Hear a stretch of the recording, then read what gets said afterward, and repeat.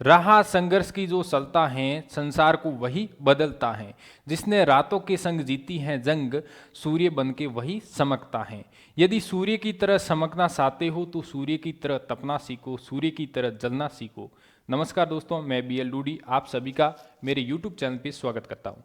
साथियों, इस वीडियो के अंदर हम समझेंगे यानी कि जो नई लैब असिस्टेंट की वैकेंसी आने वाली है उसके संदर्भ में कुछ विशेष पॉइंट है, कुछ बिंदु हैं, आपके मन के अंदर जो भी डाउट आ रहे हैं उसका यहाँ पे सॉल्यूशन है, वो थोड़ा सा समझने वाले। जैसे आप सभी के मन के अंदर ये क्वेश्चन आ रहा है कि जो नेक्स्ट वैकेंसी है यानी कि जो न्यू वैकेंसी है वो कब आने वाली है। तो इसके संदर्भ मैंने और आशीष जी सर ने एक वीडियो बनाया था कि जो न्यू बजट आ रहा है 2023 वाला, इसके अंदर नई लैब असिस्टेंट की वैकेंसी है वो आएगी। 100% लैब असिस्टेंट की न्यू वैकेंसी आएगी गारंटी के साथ में। और ये वैकेंसी है लगभग जुलाई के आसपास यानी कि मई या जुलाई में आ जाएगी, यानी कि नोटिफिकेशन आ जाएगा। CET का 100% है वो, कोई फिक्स नहीं बता सकता कि CET लागू होगी नहीं होगी, लेकिन ज़्यादातर ये संभावना है कि CET लागू नहीं होगी। ठीक है, यदि लागू होती हैं तो मन के अंदर डाउट आ रहा होगा कि अब हम जो CET का एग्ज़ाम हुआ है या फॉर्म भर गया है या फिर जो 12th लेवल सीनियर लेवल की जो CET है उसका जो फॉर्म है वो भर गया था, हमने नहीं भरा, तो अब क्या होगा।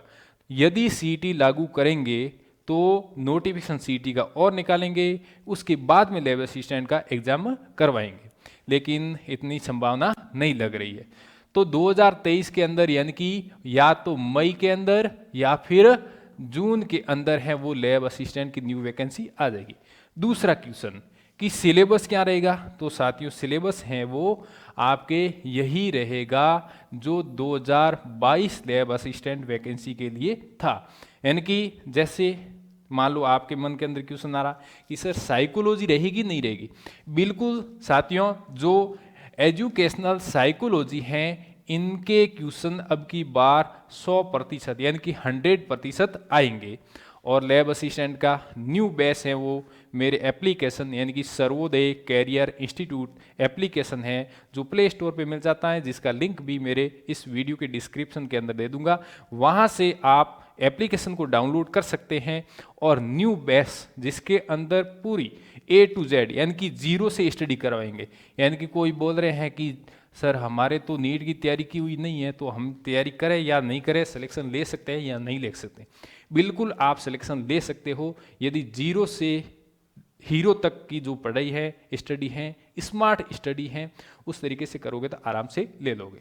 जैसे हम बताएंगे उस तरीके से करते जाओगे तो आराम से सिलेक्शन हो जाएगा। सिलेक्शन कोई कठिन है नहीं। और दूसरी बात यहाँ पे आपके मन के अंदर आ रही होगी कि इनके जो क्वेश्चन है वो तो साइकोलॉजी इसमें ठीक है आएगी, ठीक है। उसके बाद में देखो यहाँ पर जो फर्स्ट पेपर यानी कि राजस्थान जीके और वर्ल्ड जीके और भारत का जीके, ये आपके जैसे CET का एग्ज़ाम है वो देंगे न तो उसमें भी काम आएगा। तो आप अब से तैयारी इसकी स्टार्ट करोगे तो मेरे हिसाब से बेस्ट रहेगा। और सेकंड पेपर है जिसके अंदर जैसे सीनियर सेकेंडरी यानी कि सेकेंडरी स्तर का विज्ञान, यानी कि इसके अंदर जो आपके 11वीं और 12वीं में यदि आपने थोड़ी ढंग से यदि तैयारी की है, किसकी 11वीं और 12वीं PCB की सही ढंग से तैयारी की है, तो ये विज्ञान स्तर जो 10वीं लेवल का है वो आपको एक्स्ट्रा पढ़ने की जरूरत नहीं पड़ेगी, क्योंकि उसमें जनरल क्वेश्चन ही आएंगे। ठीक है, फिजिक्स, केमिस्ट्री और बायो, इस तीनों सब्जेक्ट के अंदर आपको क्या करना है, PCB के अंदर आपको अच्छा मार्क्स, अच्छे क्वेश्चन हैं या फिर अच्छे मार्क्स कैसे ला सकते हैं, इसके लिए आपको पहले तो मेन थ्योरी क्लियर होना चाहिए, यानी कि कंटेंट क्लियर होना चाहिए, कॉन्सेप्ट क्लियर होने चाहिए। उसके बाद में हर चैप्टर के मैक्सिमम आप कितने क्वेश्चन कर सकते हो वो करना है। यदि आप क्वेश्चन प्रैक्टिस ज़्यादा से ज़्यादा करोगे तो इसमें आपके आसानी से सिलेक्शन है वो हो जाएगा। देखो फिजिक्स के लिए मेन न्यूमेरिकल क्वेश्चन है, कॉन्सेप्ट बेस्ड क्वेश्चन है और थ्योरिकल जो टाइप के क्वेश्चन है वो, और केमिस्ट्री में भी इस प्रकार के क्वेश्चन भी आपको सॉल्व करने हैं। इसके लिए क्वेश्चन प्रैक्टिस आपको जो मेरा सर्वोदय करियर इंस्टीट्यूट एप्लीकेशन है उस पर अच्छी तरीके से आपको तैयारी है वो करवाई जाएगी। ठीक है, नेगेटिव मार्किंग इसमें रहेगी 1/3, यानी कि 1/3 का मतलब क्या होता है, जैसे एक क्वेश्चन राइट करोगे तो 2 नंबर मिलेगा। ठीक है, एक क्वेश्चन राइट करोगे तो 2 मार्क्स मिलेंगे, और यदि एक क्वेश्चन गलत करोगे तो आपके 1/3 नेगेटिव हो जाएंगे, यानी कि 2 का 1/3 नेगेटिव हो जाएगी, यानी कि आपके कट जाएंगे कितने, 0.66 नंबर हैं वो नेगेटिव हो जाएंगे, कट जाएंगे। इस प्रकार से नेगेटिव मार्किंग नहीं करनी है, यानी कि जो क्वेश्चन आता है उस क्वेश्चन को ही अटेम्प्ट करना है। और एप्लीकेशन पे भी इस प्रकार की टेस्ट सीरीज चलाएंगे, उसका विथ सॉल्यूशन आपको रिजल्ट मिलेगा, आपको परफॉर्मेंस आपसे पता चल जाएगा, आपको पता चल जाएगा कि अपना जो स्तर है वो किस प्रकार है, अपने को तैयारी और बढ़ानी चाहिए या नहीं बढ़ानी चाहिए। एग्ज़ाम तक पूरा सपोर्ट रहेगा, पूरी टीम है वो आपके लिए काम करेगी, यानी कि जिससे अपना सिलेक्शन हो जाए।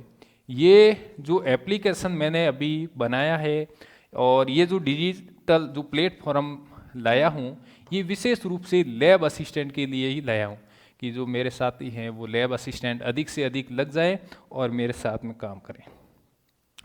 ठीक है, उसके बाद में यहाँ पर एक पॉइंट दे रखा है कि 40% क्राइटेरिया होना चाहिए, यानी कि इसमें क्या होता है साथियों, 40% वाला में मामले में ये है कि कुछ विशेष कैटेगरियों में कुछ विशेष प्रकार की छूट भी दे रखी है, लेकिन जो जनरल कैटेगरी के विद्यार्थी हैं उनको 40% नंबर लाने अनिवार्य। इसमें भी देखो फर्स्ट पेपर है और सेकंड पेपर है। अब देखो विशेष रूप से तो ऐसा कहीं लिखा हुआ नहीं है कि फर्स्ट पेपर में और सेकंड पेपर में अलग अलग 40% होने चाहिए या दोनों को मिला करके, लेकिन मेरे अनुमान से इसमें जो फर्स्ट पेपर है इसमें भी आपके 40% मार्क्स होने चाहिए और सेकंड पेपर है इसमें भी 40% मार्क्स होने चाहिए, तब जाकर आप क्वालिफाई कर पाओगे इसको।